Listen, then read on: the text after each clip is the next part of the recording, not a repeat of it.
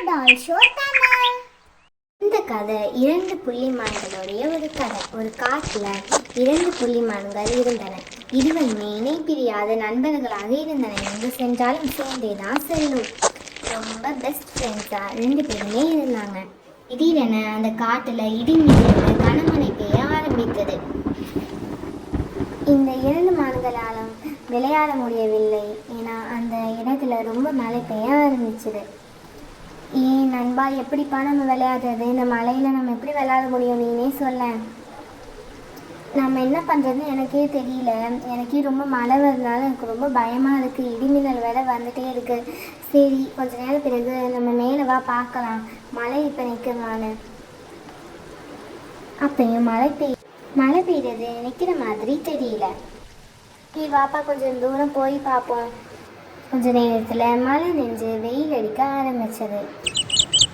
அப்பொழுது மேகத்திலிருந்து வெளியே வந்தது சூரியன். மான்கள் இரண்டும் கேட்டன, சூரியனே, இனிமேல் மழை வருமா என்று கேட்டன. அதற்கு சூரியன், நான் தான் வந்து விட்டேனே என்று மான்களை பார்த்து சிரித்தது சூரியன். சூரியனே, நீ ஏன் எங்களை இரண்டு பேரையும் பார்த்து சிரிச்சுக்கிட்டே இருக்கிறாய் என்று மான்கள் கேட்டன. அதற்கு சூரியன், நீங்க இருவருமே பார்க்க ஒரே மாதிரி இருக்கிறீங்களே, அதனால்தான் என்னால சிரிப்பு தாங்கவே முடியல. தப்பா நினைச்சுக்காதீங்க, மன்னிச்சுக்கோங்க. அதெல்லாம் இருக்கட்டும், நீங்கள் யாரு? நாங்கள் தான் அழகான ரெண்டு புள்ளிமான்கள். நாங்கள் இருவருமே நண்பர்கள் என்றது மான்கள். சரி, உங்களில் யார் திறமையானவர்கள் என்று கேட்டது சூரியன். நாங்கள் இருவருமே திறமையானவர்கள் தான் என்றது புள்ளிமான்கள். சூரியன் சற்று யோசித்து விட்டு, சரி, அப்படின்னா நான் ஒரு போட்டி வைக்கிறேன். அதோ அங்கு இருக்கிற அந்த மரத்தை தொட்டுட்டு வரணும். யார் முதல்ல போய் தொடுறாங்களோ அவங்களுக்கு நான் ஒரு பரிசு வச்சிருக்கேன். அதே போலவே அவங்க தான் ஒரு திறமையான ஒரு மான் அப்படின்னு நான் ஒத்துப்பேன். சூரியன் பரிசு தருவதாக சொன்னதை கேட்ட அந்த இரண்டு புள்ளிமான்களும் ஓட ஆரம்பித்தன. இரண்டு புள்ளிமான்களும் மரத்தை நோக்கி ஓட ஆரம்பித்தது. இரண்டு மான்களும் மரத்தின் அருகில் நின்று கொண்டேதான் இருந்தன. ஆனால் அந்த மரத்தை இரண்டு மான்களும் தொடவில்லை.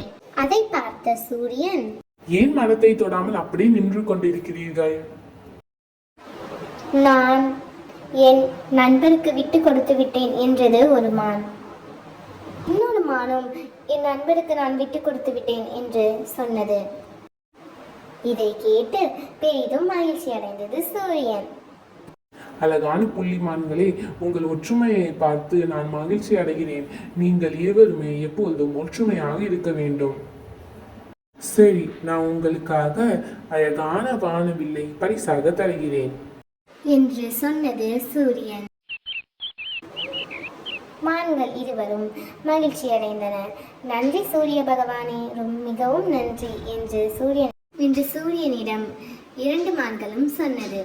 இந்த கதையினுடைய நீதி என்னன்னா, விட்டு கொடுத்து வாழ்ந்தால் வாழ்க்கை வளமாக இருக்கும்.